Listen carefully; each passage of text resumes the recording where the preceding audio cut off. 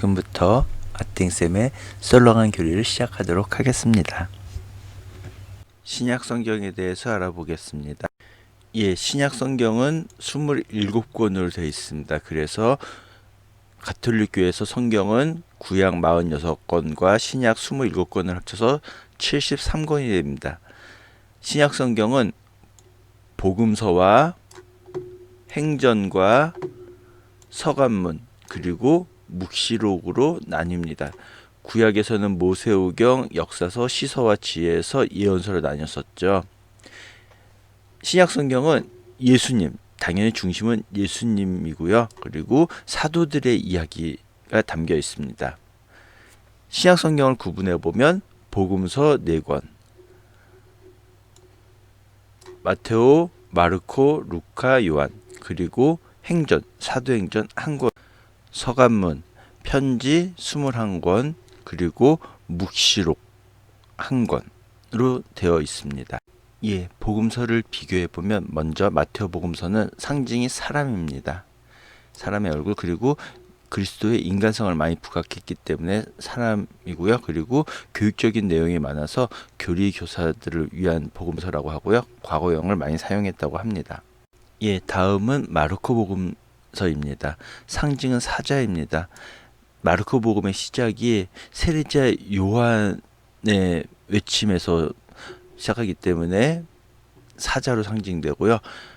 가장 먼저 쓰여졌다고 여겨집니다. 마르코, 루카, 마테오, 요한복음 순서로 쓰였다고 생각해서 복음서의 원형이고 가장 먼저 쓰여졌기 때문에 가장 짧습니다. 그리고 예비 신자의 복음서고 현재형이 많이 사용되었다고 합니다. 루카 복음서는 황소로 상징됩니다. 예수님의 죽음이 속죄 제사로 묘사했기 때문에 소들을 제물로 바치자는 제사 때 그래서 황소로 상징되고요. 그 다음에 이방인들을 위한 복음서, 가난한 이들을 위한 복음서고 미래형을 많이 사용했다고 하고 가장 세련된 복음서라고 합니다. 마지막으로 요한복음서입니다. 요한복음서는 독수리로 상징됩니다. 마테오, 마르코, 루카 복음이 사람, 사자, 황소로 상징되는데 그것들은 전부 땅에서 생활하는데 이 독수리는 하늘에서 생활하면서 보잖아요. 그래서 보는 관점이 다른 복음서들이랑 다릅니다. 요한복음서는 성령의 복음, 사랑의 복음이고요. 계시의 말을 자주 사용했습니다. 학자마다 약간씩 차이는 있지만 그래도 보통 마르코 복음, 루카 복음, 마테오 복음, 요한복음의 순서로 쓰여졌다라고 생각합니다. 그리고 마테오, 마르코, 루카 복음서를 보는 관점이 비슷하다고 해서 공관 복음서라고 합니다. 서간문 21권 중에서 바오로 사도의 바오로 서간이 13권 또는 14권으로 여겨집니다. 히브리서를 포함하느냐 안 하느냐에 따라서 13권이냐 14권이냐 달라집니다. 그 외에 7권을 가톨릭 공동서관이라고 합니다. 바오로 서간은 다시 바오로가 직접 쓴 바오로 친필서간, 그리고 바오로의 제자들이 바오로의 이름을 빌려 쓴 가명서관으로 구분됩니다. 그리고 이거는 학자들마다 조금씩 다른데요. 친필서관은 테살로니가 1서, 갈라티아서, 코린토 1, 2서, 로마서, 그리고 가명서관은 에페소서, 티모테오서, 티토서가 있습니다. 그리고 학자에 따라서 친필서관에 넣기도 하고 가명서관에 넣기도 하는 테살로니가 2서와 콜로스서가 있습니다. 바오로 서관 중에서 에페소서, 필리피서, 콜로세서, 필레몬서는 감옥에서 쓴 옥중서관이고요. 티모테오 1, 2서, 티토서는 사목자인 티모테오, 티토에게 쓴 사목서관입니다. 루카복음과 사도행전을 루카계 문서라고 하고요. 요한복음, 요한 1, 2, 3서, 요한묵시록을 요한계 문서라고 합니다. 신약 성경 내용을 대략적으로 살펴보면 마테오 복음서는 모세 율법과 약속을 주제로 다루고요. 교육적인 내용 말씀이 많기 때문에 신자 재교육에 사용된다고 합니다. 그리고 예수님께서 예언된 메시아이심을 강조한다고 합니다. 그리고 마르코 복음서는 예수님의 능력과 봉사를 다루고요. 회개를 강조하고요. 그리고 예비 신자들에게 많이 읽히고 이방인을 대상으로 쓰였다고 합니다. 루카복음서는 하나님의 은총에서 우리가 부르심을 받았기 때문에 우리 모두 한 형제라는 것을 주제로 다룬다고 하고요. 그리고 요한복음서는 신학적으로 영광과 생명이라는 개념을 다루면서 빛과 어두움이 예수 그리스도를 중심으로 교차됨을 전하고요. 다른 복음서는 다른 내용이 많습니다. 그렇기 때문에 그 상징도 독수리 하늘에서 보는 관점으로 이야기하고, 앞서서 루카복음과 사도행전이 루카계 문서라고 했죠. 사도행전은 루카가 썼다고 여겨지고요. 주로 베드로 사도와 바오로 사도의 행적을 기록하고 있습니다. 그리고 로마서는 로마인들에게 보낸 편지죠. 그래서 구원은 율법이 아닌 신앙, 믿음에서 이루어진다라는 것을 말하고 있습니다.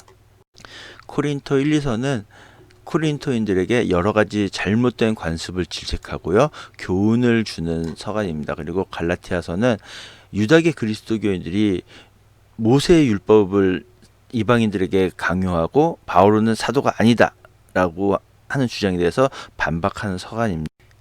에페소서는 그리스도의 몸인 교회의 신비를 설명하고 신자들의 일치를 호소했습니다. 그리고 필리피서는 신앙의 기쁨과 그리스도의 고난에 함께 참여하자고 권고합니다.